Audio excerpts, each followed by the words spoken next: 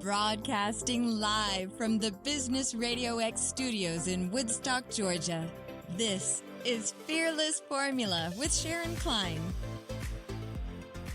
Welcome to Fearless Formula on Business RadioX, where we talk about the ups and downs of the business world and offer words of wisdom for business success. I'm your host, Sharon Klein, and today in the studio, we have a CEO and executive producer for the Christian View Media, which is also a nonprofit organization that produces the Christian View television talk show. She wears more hats than I can even imagine and looks amazing while she's doing it. I'm so excited to speak to Trudy Simmons. Welcome to the show. Hey, thanks so much for having me. It's an honor to be here. Well, thank you. Funny enough, we were talking about how nice it is to just have radio rather than TV happening at the moment. So it's like I get to kind of get into your voice, you get into mine. I feel like it's a totally different kind of medium altogether. So it's much more laid back. It is too. Intimate, laid back. Mm-hmm. Right? We don't have to worry about what our hair looks like. No. So yeah, it's Who cares good. about all that? Just voice today. Amen. Amen. You're actually Dr. Trudy Simmons. I am. So what is your doctorate in? I have a doctorate in family marriage counseling.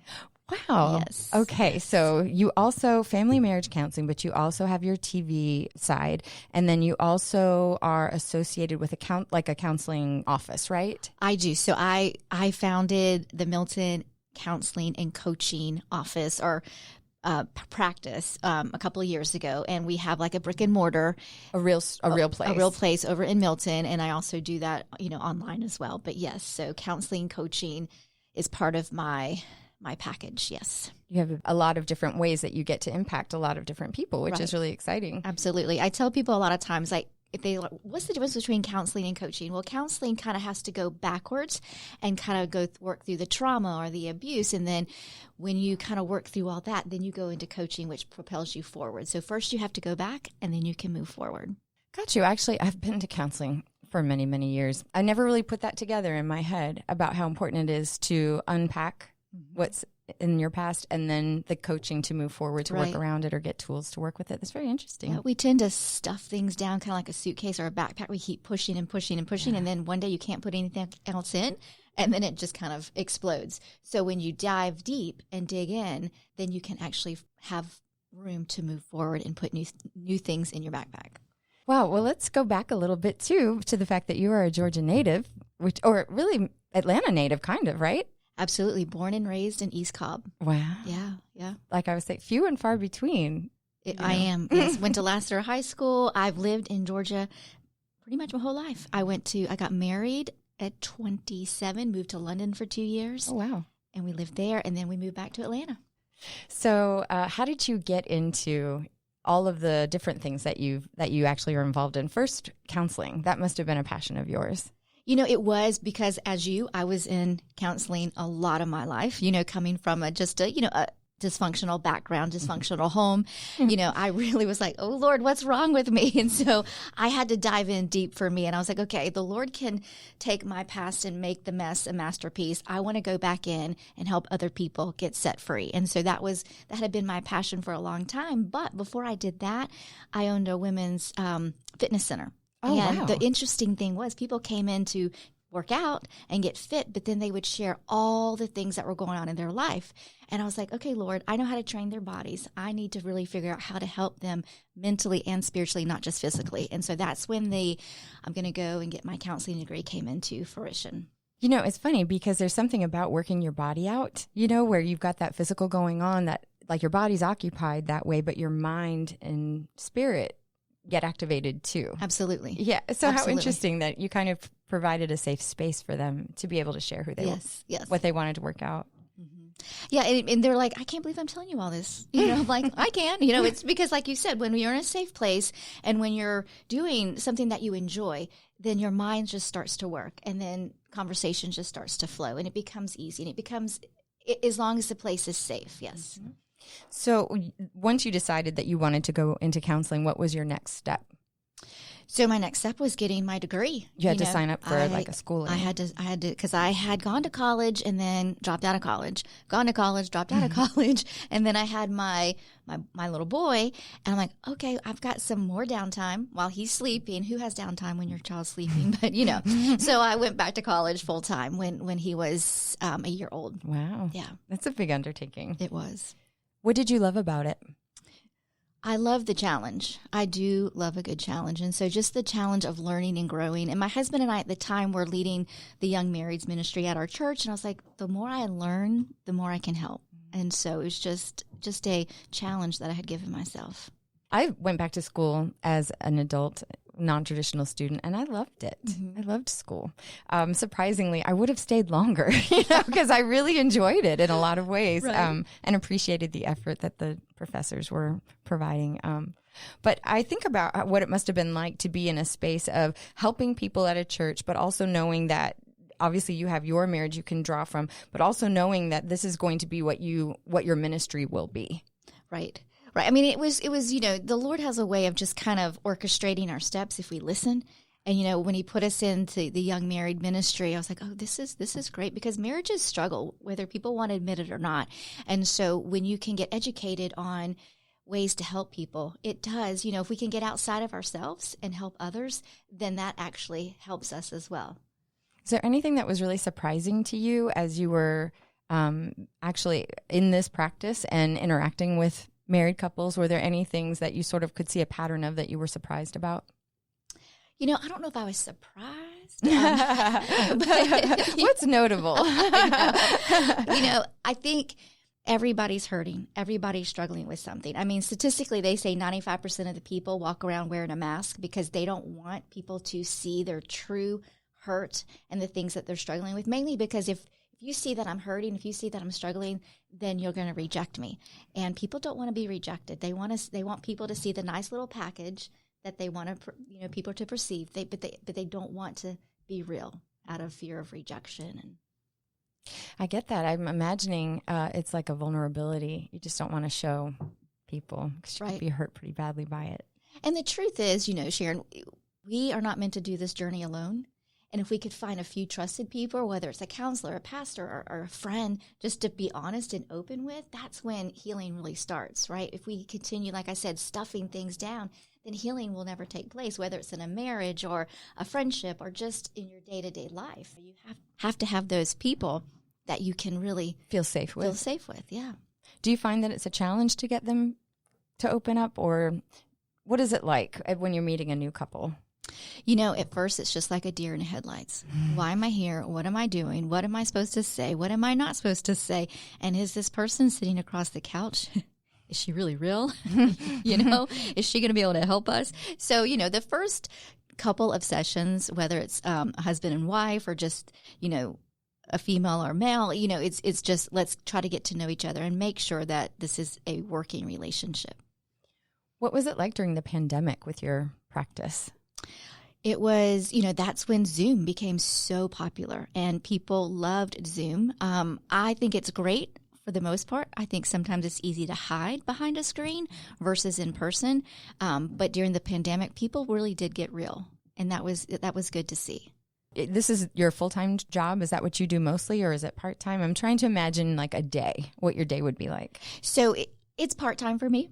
I'm a full-time mom. I have a 19-year-old son who's very handsome and home from college. And I have a beautiful 9-year-old little girl. And I have a husband of 27 years. And so that's my full-time job. And so I counseling part-time. I travel and speak. But, my day is full, and it's fun, and it's exciting, and it's an adventure. And so I don't think any day is the same. Will you talk to me a little bit about your speaking and that you are a certified public speaker? What does that mean? Certified, it means I went through the John Maxwell, coaching and speaking certification. So you go to his what's it called? His conference, and you learn to speak kind of the John Maxwell way to get certified. I was speaking before I got certified with John Maxwell, but I thought, wow, I'm doing his coaching. I might as well do his speaking. But I've traveled all over and just spoke to women's events. A couple of years ago, I went to speak just at a men's event, which was really cool. So the Lord opens doors wherever he wants, just for me to go and speak. And the topics vary from marriage to healing to deliverance to vision boards to, whatever the Lord is leading me to, Was it intimidating being, this woman in front of all of these men? It was so fun. I was wondering if it even is a factor to think about. Do you know really, what I mean? Yeah. I don't know. I mean, you think about it. I'm the only woman. It was for the police department, chaplains for the police department. And at first I was like, wow, I'm the only woman in the room. But then I was like, men are so different than women, and they're can I say this? They're non-drama. And so it was really fun. And they were really engaging and encouraging, and it was fun. It was fun. It was different, but fun. How did you become a speaker? So this funny story, because I'm very much an introvert by nature. Gotcha. And I started teaching aerobics years and years ago. And someone asked me, like, why don't you start being a speaker? You have a lot to share. And I was like, no, I can't be in front of people. And they're like, you're in front of people every day teaching aerobics. So it started slowly through church events and things like that. But yeah. So do you remember your very first speaking event? I do. So, my very first speaking event was when I was in 6th grade and I spoke about potatoes. All the way back then. Do you remember when you had to get up in middle school and give a presentation? Yeah. That was my very first one.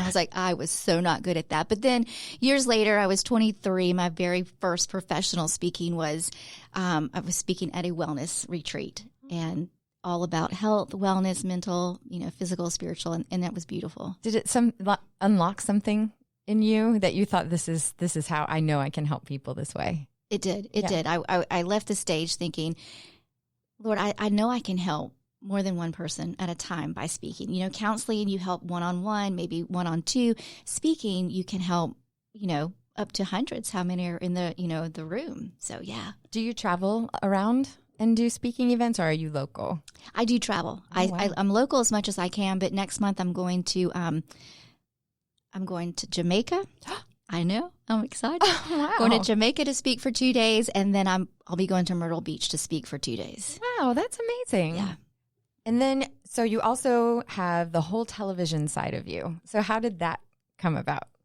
So years ago, I had a show called Everyday Living with Dr. Trudy and loved it. But I needed to put it down because there were things in my life that I needed to focus on more. So I put it down, and then I get a phone call about a year later and asking if I would come back and be part of this show called The Christian View. And I was like, oh, that sounds really good. So 8 years ago, I started on The Christian View, and then a year later, I took over and became the producer and the host of The Christian View. What is it like to be in that space? Like the impact that you're having, obviously, to whoever can watch, but also being able to help so many people in a different medium. It's again, it's an interesting feeling. I never thought that I would be on TV. That's just, coming, being an introvert and all that. It's like, you're going to do what? You're going to do what? But it was just... Taping day was just amazing. I mean, we studied the topic, and then we presented it to, whoever was listening and watching, and getting the feedback of, wow, that episode really changed my life, or that episode really challenged me to think differently. It's just an amazing feeling of, wow, Lord, I can't believe you're entrusting me with this type of platform. So it was just a feeling of, wow, I'm humbled, I'm grateful, and I'm thankful. I love that you kind of embrace these opportunities. They just come to you and you are like, okay. There are a lot of people that don't do that. That there's an intimidation factor. There's fear, well, I don't really know that I have anything to offer. I can only imagine what people think. But what do you think it is that's about you that you are not letting fear make decisions for you? I think for me, for years, Sharon, I let fear run my life. I mean, for years. And then one day, I think I just had a come to Jesus meeting. I was like, I'm not getting any younger. And if God wants to use me and open these doors, then who am I to say no? And, Joyce Myers always used to say, just do it afraid. So I just started doing things afraid. Some of it turned out really ugly and bad. And then some of it turned out really good. And I was like, wow, Lord, if you can do that, then continue doing it. And for the doors that you open, I'm going to say yes and walk in. And if you walk in with me, it's going to be beautiful no matter how bad I mess up, because it's not about me. It's about him and about what he wants and how he wants to use each and every one of us. It's easy to get complacent and stay stuck, but we're not supposed to. God didn't create us to stay stuck. He created us to fly. But so many people have this, I don't know exactly what I'm doing. I don't like the controlling of the outcome is what drives them. Right. And if they can't, they won't do it. Like what you're talking about is just like a faith of knowing that if your intention is for good and you're doing what you think you should, then the outcome will be whatever it's supposed to be. That's right. I mean, we're not responsible, honestly, for the outcome. We're responsible to be obedient and to take the next step that he's given us. And the outcome truly is up to the Lord, how he wants the outcome to be. Have all my outcomes been great? No. Have I left the stage feeling, wow, I hope no one sees that? Yes, but those times encourage us to just do better and to look inside of ourselves and say, okay, I might have messed up there. How can I move forward? It's true, because the notion of fear does really make you feel like it is a bit of a bondage. But if you are talking about breaking free from some of the patterns that you've had, you're being an example of that is so inspiring. I mean, you must hear how you impact people. I do hear a lot, but sometimes I don't. Like sometimes I don't hear anything. I'm like, okay, Lord, am I making a difference? But here's a funny story. So I'm afraid of heights. Heights are just not my thing. And so my son is an adventurous. And so he wanted to go and on the longest, highest, fastest zip line in North America. So we go for his spring break. We go to Canada, to Whistler, to the Sasquatch. It's 800 feet high, a mile across, and you go like 90 miles an hour. So I'm driving up on the bus with them, and I'm so scared. And I'm like, Lord, I really don't want to do this. And so we get to the top, and I'm shaking, and this lady comes over to me. She goes, the Lord told me I need to pray for you because you're scared.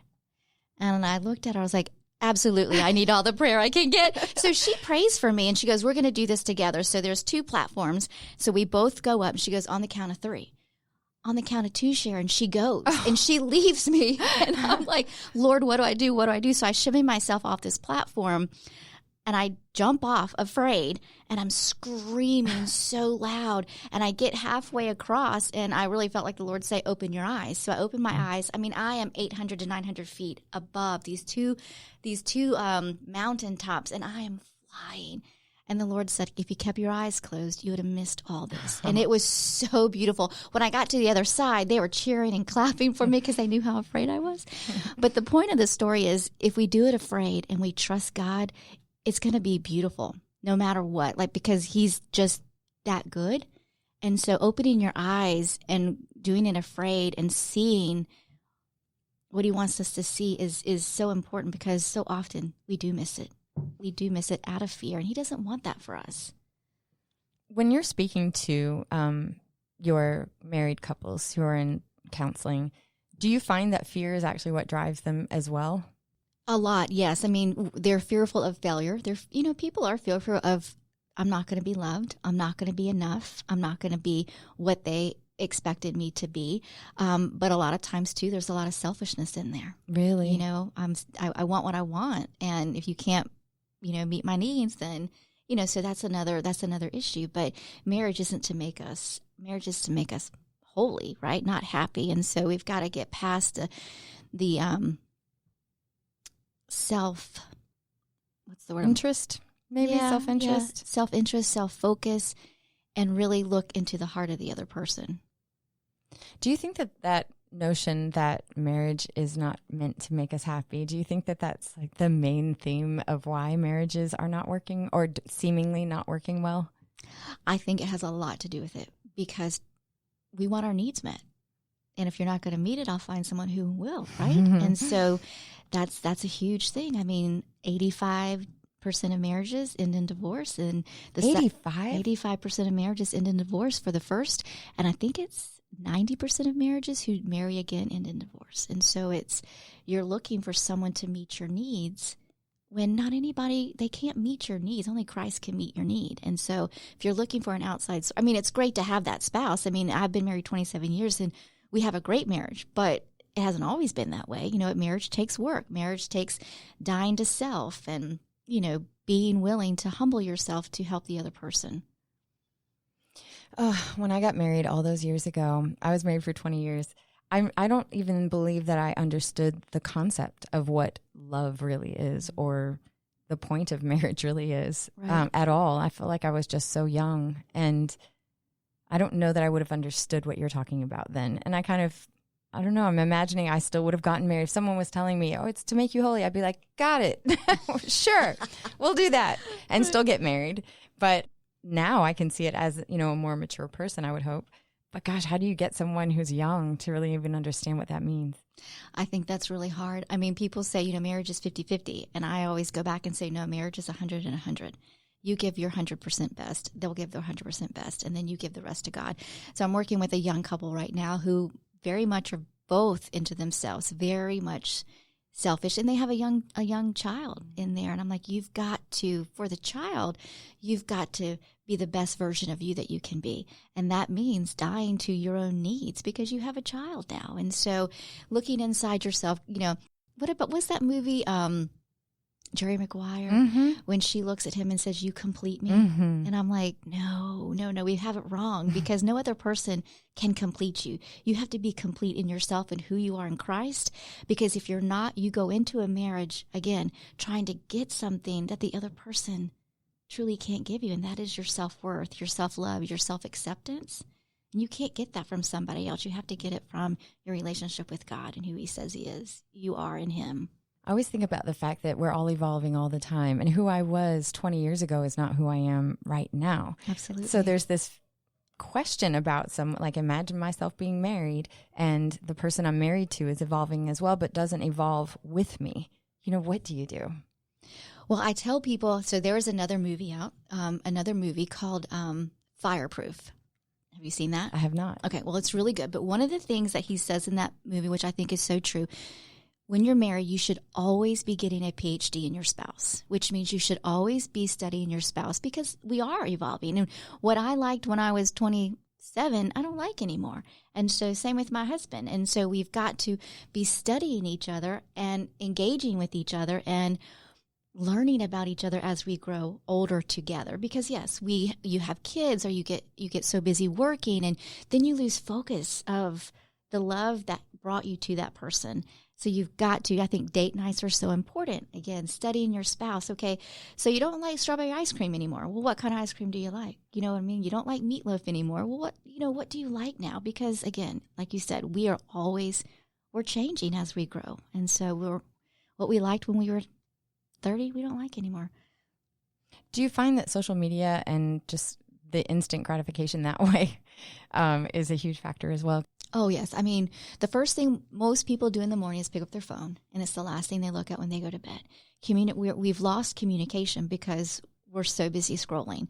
One person said, okay, when you're face-to-face with someone, put your phone down. Turn it upside down. Are you that important that you need to be looking at your phone 24/7 when you should be looking at the person sitting from you? And we've lost that. We don't know how to communicate anymore. We're looking, the grass isn't greener on the other side. I mean, it's just painted different, and that's what we've got to remember is that what we have is good, and there's that saying, someone else is going to want what you have. So you need to cherish what you have, whether it's that husband, that wife, the job, whatever. Someone else is wanting that, and you just need to embrace. Have a gratitude. Mm-hmm. It's so important. Is there a particular couple that you felt like you could kind of high five yourself about? Because did you find there's one couple where you're just like, whew, that was a good one. I feel like I did a good job here. Years ago, yes, there was this one couple that they were friends of ours and we loved them, but they were going, and we did not counsel them just because they were our friends, but we met with them, just as friends. And the church was saying, you need to divorce. You should have never gotten married. The church was saying that to them? Yes, you should divorce. You should have never gotten married. This is never going to work. And so we had dinner with them one night. We're like, could you give us 6 months? Just give us 6 months and let's see where we are. And they're still married today, and it's been 20-something years. They have 3 kids. And she told me recently, she goes, I'm so glad I listened to you. And if you ever need a reference, let me know. Because of you, our marriage is still together. And so probably them. Yeah. Wow, how satisfying. Yeah. It's nice. It's nice. It's nice. Yeah. You want to know that you're making a difference, even if it's just one person's life. Do you feel like there are other things, other aspects of life that you would like to engage with, even though I know that you've got a lot going on in different ways, but is there something that you sort of feel pulled to do now? So you're going to laugh at me, but so my dad died of cancer. So sorry. Me too. He was one of my very best friends and my biggest cheerleader. June 14th, he died, and it was sudden. I was his caregiver. I became his caregiver right away and spent hours with him. Anyway, his biggest, not his biggest, but one of his heartbeats were the children who had cancer. And he's like, as soon as I get well, I want to go and minister to these families whose kids have cancer. But he passed away. And so I have decided that I'm going to run 100 miles. I'm going to raise $100,000 for a ministry called Lighthouse Ministry. And they work with families who have either lost children to cancer or who are going through cancer right now. So I'm going to break through. I do Ironman. I've done many Ironman, 16 of them. Wow. Congratulations. Thanks. But I've never run 100 miles. So I want to get out of my comfort zone. I want to do something that I've never done. So on June 14th, I'm going to go and run 100 miles on behalf of my dad for this ministry. So that's my next big out of my comfort zone goal. Oh my goodness. So spiritual. It'll be fun. So have you heard of David Goggins? I have. Okay. So he was my inspiration. I was out running one day listening to one of his podcasts, and he's like, you got to get out, whoever's listening to this, get out of your comfort zone. Do something that you've never done. And it's going to be fun because it's going to get me out of my comfort zone. So, yeah. How do you train for that? I don't know. I love how honest you are. I don't know. Running was my strength in the Ironman races. And so I have a plan. I'm just going to, build up my mileage so that I'm at 50 miles a week and then at 70 miles a week. And then I really believe, Sharon, that it's more mental than it is physical. And I already can see myself finishing the 100 miles. And so it's just like I would go do it tomorrow, but I know physically my body couldn't handle it yet. So it's just a day-by-day training for me, making sure I'm eating properly, getting enough sleep, making sure I'm stretching like I should be, and getting the weight training that I need as well. Are you planning on having the TV aspect of it involved in what you're doing? I don't think so. Really? I don't think so. Some people have said you need to document it. I was thinking the same. Do all that, and I just don't. I don't know. At first, I was like, "This is just between me and the Lord, and whoever wants to help me raise the money." I'm just gonna go out and do it. And then I started having people. Well, let me come run with you. I can run 5 miles with you. I'll run a mile with you. I'll do this. I'll do that. And you should start videoing it and all. So I haven't gotten that far yet. But it has, it may turn into that. I'm just not sure yet. It's crazy to think that it's like 5 months away. It is. I'm still in December, I think, in my mind. I'm like, oh, it's next year. It's not. Almost in February. I think a lot of people, I was telling people the other day, I feel like January is December because things that should happen in January haven't happened yet. You know what I mean? I feel like we're still in the end of December, and February will be our new January. Yeah. That's what I'm believing for right now. So how are you promoting the fundraising aspect of it, or do you have to promote that? I don't have to, but if I want to raise the money, I do. Right. What do you have to do? Well, I have a website that Lighthouse Ministries created for me. So I've just been posting it on social media right now, just for friends to see. I haven't, hit it hard yet. I'm never good at asking for things like that. So I'm like, okay, Lord, you gave me this vision. Bring in the funds, because 100% of it goes to this ministry. None of it comes to me. It goes to it's called Miles for Marty because my dad's name is Marty. Oh. And so totally in honor of him for this beautiful organization. I like that you're talking about mindset too, because there's a lot of manifestation out there right now talking about like if you envision yourself completing something or having something, and I think they talk about it like vibrating on the right frequency or something like that. Like you actually are matching the goal of what you want. You feel like it's already yours. Is that the same kind of feeling that you have?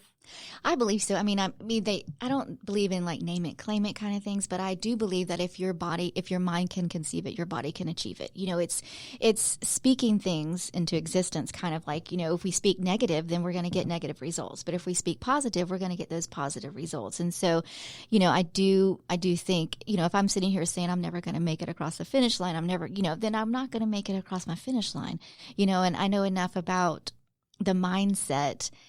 Even with racing Ironman, if you get in your head negativity, then that's all you're going to produce, and most of the time, if it's a quitting mentality, you're not going to finish. And so it truly is, a warrior's mindset, a mindset of I can do all things through Christ who strengthens me, and renewing your mind on the positives versus the negative, because we have so much negative coming at us, so much. And it's easy just to say, okay, that's just the way it is. I'm going to go sit on the couch. But you never get anywhere sitting on the couch.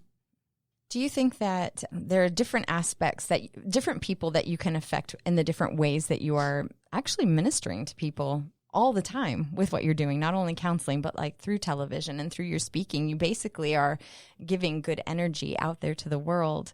Which medium is your favorite? Oh, gosh. That's a tough question. I do love TV. I do. What do you love about it? I just love the reach that you can get. Now, we were talking earlier about being in a podcast room where there's no cameras, which to me that's great too, because you don't have to. you can wear your sweats and all that, but just the reach. I love. You can reach so many people through media. And that's my heartbeat. Christ's desire was that no one should perish, but everyone should have eternal life. And so my desire is that, if people can get set free through something that I say, then I want them set free, because if they're set free, then they're going to set someone else free. And then it's just a ripple effect, a domino effect. I had the ability of the privilege of leading my dad to Christ, which was one of the greatest honors. And so being able to help get people free is just the most beautiful thing. What is your reach like? The interesting thing about Christian TV is that we don't have numbers. Interesting. There's something called the Nelson Report where you can go and find the numbers, but we don't get numbers. And so I can tell you that the Christian View was on 47 different networks around the world, my gosh, including Pakistan. We were in London. Where else were we? All over the world. All over the world we were, yes. Congratulations. Yes. That's amazing. Yeah, it was pretty cool, yes. And then, with podcasting, you can go into every home if, people just like your podcast, right? Right. Yeah. I think that's what I like about podcasts in general is that notion that I can be cleaning my house and listening to something, or driving or running or whatever it is. Yeah. So it does have a totally different reach. So what's next for you? I know you've got your running coming up. So what else are you working on? Is there anything else on the horizon for you? It's a great question. So I'm trying to decide. Yeah, I'm thinking about going back to the Dr. Trudy show, Every Day Living with Dr. Trudy. In addition to keeping the Christian View, and I think I'm going to do more podcast style like we were talking about earlier, which I'm excited about. I'm excited about being able to try something different and see what the Lord does with that. Is there anything that you know now that you wish you knew before you got started with this whole side of your life? There's so much, so much. But the one thing that I wish I would have known or done differently was, and this is going to sound so funny, but to keep an audience of one, we tend to be people pleasers. We tend to not be our authentic self out of fear of rejection because we want to be liked. And at my age, I'm 55, I'm like, I just want to run with it. I just want to be the best I can and not worry if you're going to like me or not, because in the end, that doesn't matter. I want you to like me, but do you know what I mean? I do. We tend to not be our true selves because we're afraid of that rejection and people aren't going to like us. So if you're imagining yourself just speaking to one person, then that's all that you're trying to kind of interact with in your mind, and it's not as overwhelming, the fear of being rejected. Right. I mean, even the fear of being rejected, like it doesn't have a hold on me anymore, if that makes sense, because I'm going to like you no matter what, and I'm going to honor you no matter what. But I think that what held me back for so long was that fear of rejection, was that fear of they're not going to like me. And now it's like, I'm going to run anyway. I'm going to run my race, regardless. I'm going to love you, even if you don't love me back. Even if you reject me, I'm still going to accept you. But I am free from the fear of rejection. So much of that drives everything, I think. Even just the notion of social media and manipulating yourself into being what you think people want to consume in a certain way. And here's the thing. If you live by people's approval, you're going to die by their criticism, because one day they like you and the next day they don't. And so you can't live by what other people think of you. You've got to be authentic to who God created you to be. And that's where you keep your audience of one, because he's not going to leave us nor forsake us, and he's not going to condemn us nor shame us. But the world, if we're not fitting into a mold, they don't know what to do with us. And so they're either going to criticize us, condemn us, or reject us. And then we live by fear. And then we can't be all that God created us to be. Who is your ideal sort of audience in terms of counseling, but also in terms of your ministry? I was thinking about this the other day because my husband asked me a question, and I was like, it's not. So here's the funny story to get to that point. But I, after my dad died, I was like, I need to go back and serve in the church somehow. So I called the church. I was like, where do you need? I was like, please don't say the babies. Please don't say the babies. You just didn't want it. Didn't want the babies? I can't do the babies. And so I was thinking, is it just the babies or what? So my ideal is probably upper high school to about 55, 60 years old. That's your sort of sweet spot. It is.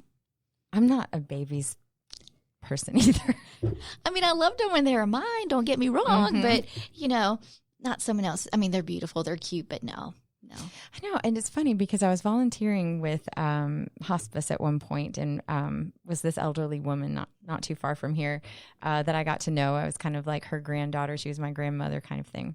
My brother was like, I can't work with the elderly. I can do kids all day. And I was like, I can't do kids all day. I can work with the elderly. So it's very interesting to me how there are just certain aspects of our personalities that just kind of blend well like that. I love people who can take care of children because it's necessary in life. I just don't have that bend.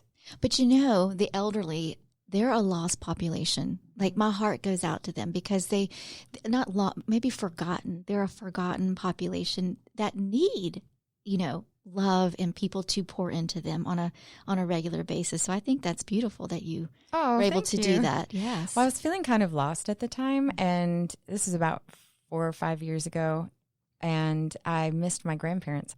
When they passed away, there was just like, I don't know, something about that unconditional love of a grandparent's different from a parent kind of thing.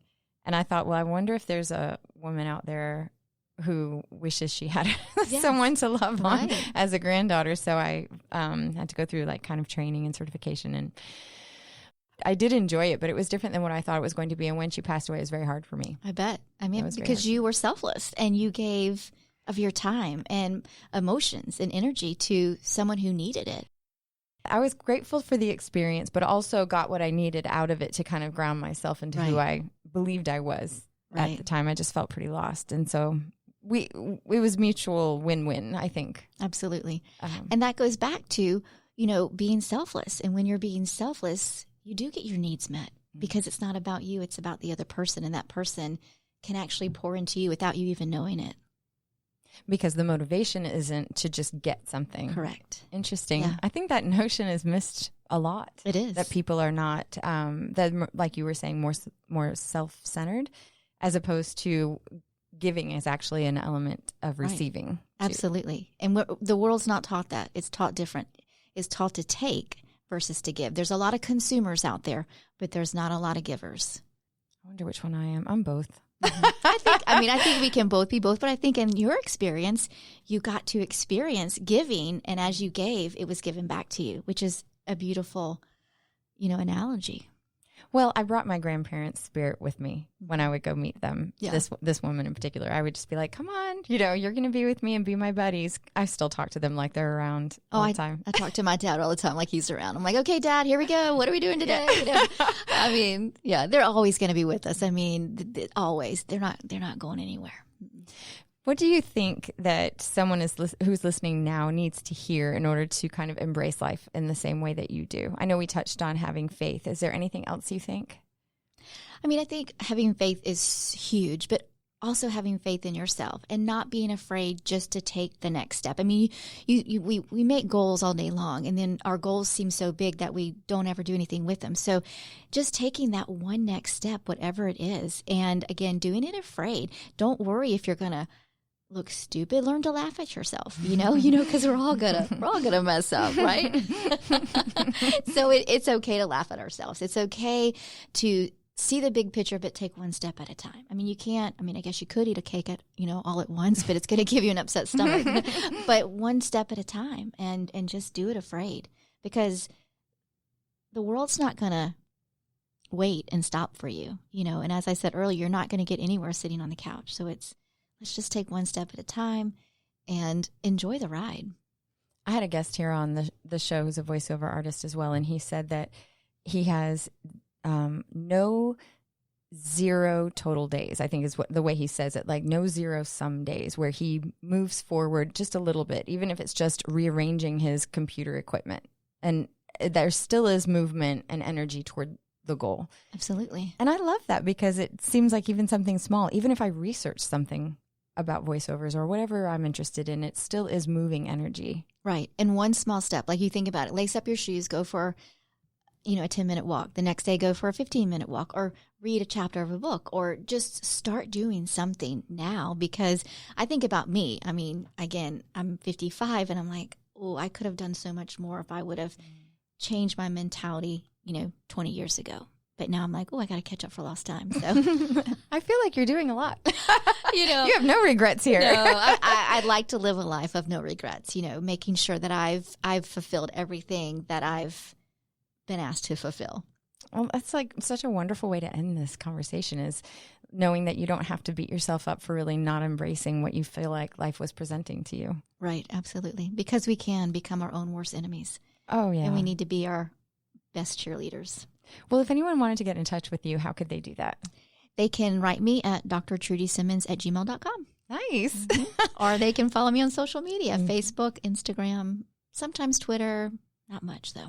Well, social media is a whole other side of marketing yourself. So I don't know there's a way to get away from it, but yeah, I think it's a necessary evil, I suppose. I don't know if evil is the right word, necessary medium. Right. It's necessary. It is necessary, but it can be, so overwhelming. For sure. Yeah. Well, I'm so grateful that you were able to come by today. And thank you so much for working with my schedule a little bit and just being so flexible and being so such a light to the world. It's a gift. And I hope even more people can appreciate that from this show. Thanks so much for having me. It was so much fun. Hooray. All right. Well, thank you also for listening to Fearless Formula on Business Radio X. And again, this is Sharon Klein reminding you that with knowledge and understanding, we can all have our own fearless formula. Have a great day.